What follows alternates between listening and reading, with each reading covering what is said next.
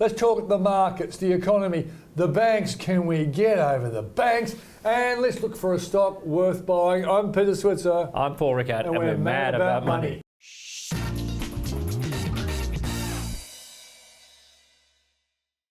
All right, Paul, the market, it's gone down. We just can't beat 6,000. The economy, well, the unemployment numbers are pretty good. You know, I'm worried about that. What's your feeling about the market? I'm actually almost getting into the bear camp, Peter. I'm not quite there yet. I mean, we're obviously getting some... I'm getting mad about you if you're saying that. Yeah, well, obviously we're getting lots of great stimulus from the US and Europe. So let's face it, you know, their markets are at all-time high. We're struggling. Problem with our market, Peter, is I just can't see what to buy. You know, I mean, banks, okay, we'll come back and talk about banks, but they look fairly fully valued. The retailers, well, you know, you want to be involved in there with Amazon coming. Amazon's coming. Yeah, the discretionary retailers are the same. BHP and Rio, well, okay, iron ore, is it top-ish or not? Who knows? They're good levels. Where can they go? Good levels. We keep on reading about the huge stockpiles in China. You know, Telstra, no growth because of NBN. And any stock that's got, you know, some of the health companies are great, but the models have gone back up on those. And any company that seems to have a semblance of growth is trading on a really high multiple. So where do you look for? I mean, I'm just struggling to find something to buy. So the old adage, if it can't go up, it must go down. Look, I think what's holding us... Is that old adage? I've heard that one. Well, what's keeping us there at the moment is the overseas markets are providing the stimulus, right? And there are highs, and the US doesn't seem to want to go down, right? Yeah. But I'm not sure what could push our market. Are the market's going to be trumped, or is the Trump thing no, that's a phrase. Overarched? Overarched phrase about Trump. Trump's sort of a bit boring, isn't he? Yeah.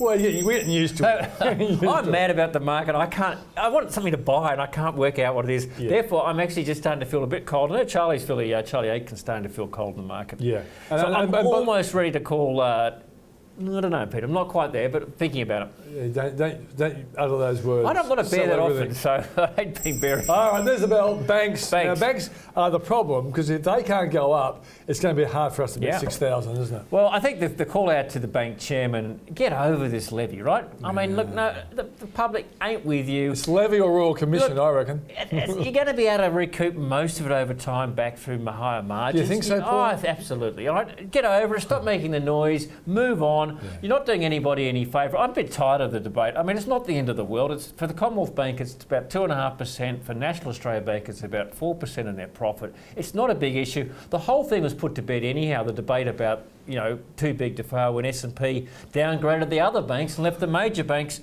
where they were saying that, you know, well, they really are too big to fail. They have government support. So why should the banks be paying a little bit for that government support? But I wasn't a fan of the levy, but I'm just sick and tired of... I was described whinging behaviour. Some chairmen out there have been badly misled by a couple of people. Some of these notes going out, Westpac's note yesterday to its shareholders, you know, well, they're talking about it would cost 8 cents of your dividend. Well, it won't cost 8 cents of your dividend because they don't pay 100% of their profits out as dividend. Yeah. Totally misleading nonsense. Well, if they cut the dividend by that, why don't we just sack the board? Yeah, well, that's what I mean. I reckon it's time. Get over it. The more noise you make now, the harder it is going to be to pass on your costs. I reckon. The less noise, move on. Debate over. When quickly those SOBs called S&P. What do you reckon?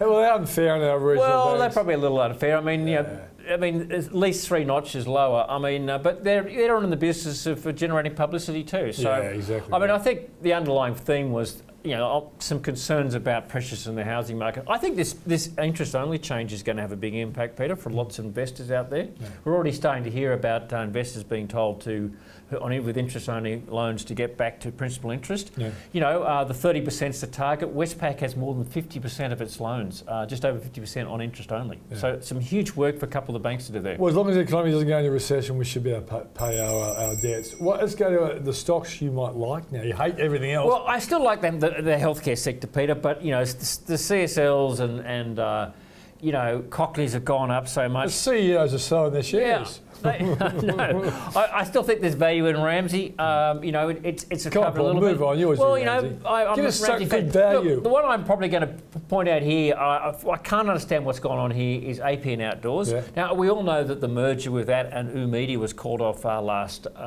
Friday. but for some reason APN Outdoors have fallen 40 or 50 cents since that was called off.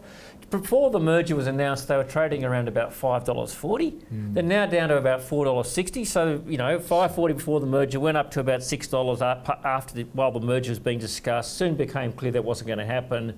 Trading just before the final announcement last week at around $5.10, now down to $4.60. They see the signs everywhere. I can't see what's changed with the company's outlook. And everywhere I go, I see APN Outdoor signs. They're now multimedia, so you get 3 for the price of 1.